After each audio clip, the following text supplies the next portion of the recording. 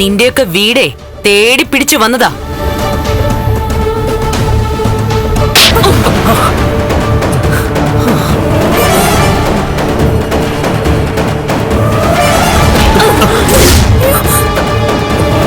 നീ എന്തിനു വേണ്ടിയാടാ ഇവളെ കൂട്ടിക്കൊണ്ടുവന്നത്? പറടാ, ഏത് കൊക്കയിൽ കൊണ്ടുപോയി തള്ളാടാ? പറടാ നീ. പറഞ്ഞേ.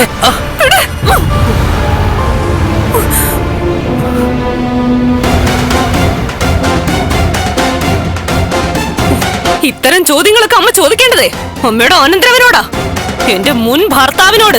അങ്ങനെ മുൻ ഭർത്താവെന്ന് പറയാൻ നീ അവനും തമ്മിലുള്ള ബന്ധം പിരിഞ്ഞായിരുന്നോടി? ബന്ധം പിരിഞ്ഞിട്ടില്ല. എന്റെ ഇപ്പോഴത്തെ ഭർത്താവാ സാഗർ, എന്റെ രണ്ടാം ഭർത്താവ്. അതുകൊണ്ട് അയാളെ മുൻ ഭർത്താവെന്ന് വിളിക്കാം.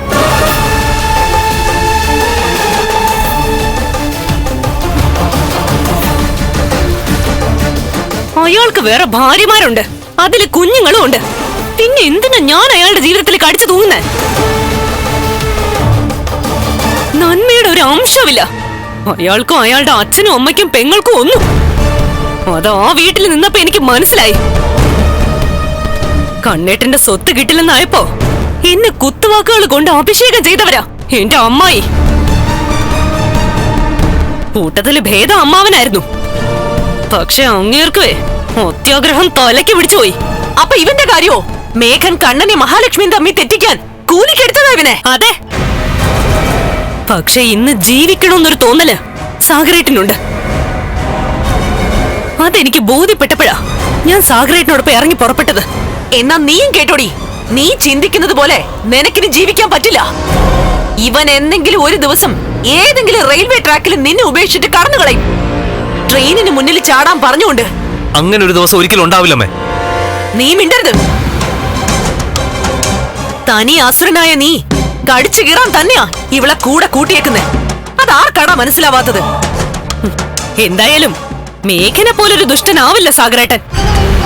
എടീ, ഇവനും കണ്ണന്റെ മുതല് കണ്ടിട്ട് തന്നെയാ നിന്നെ കൂടെ കൂട്ടിയിരിക്കുന്നത്.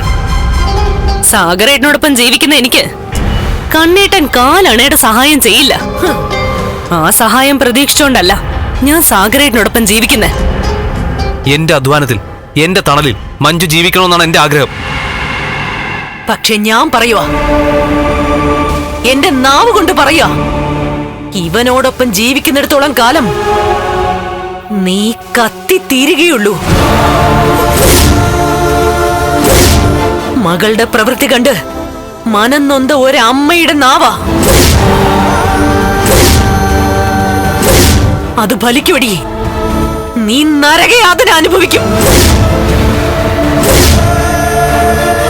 ഈ ഭൂമിയിൽ കിടന്നു തന്നെ നീ നരകം കാണും. അല്ലെങ്കിൽ നോക്കിക്കോ.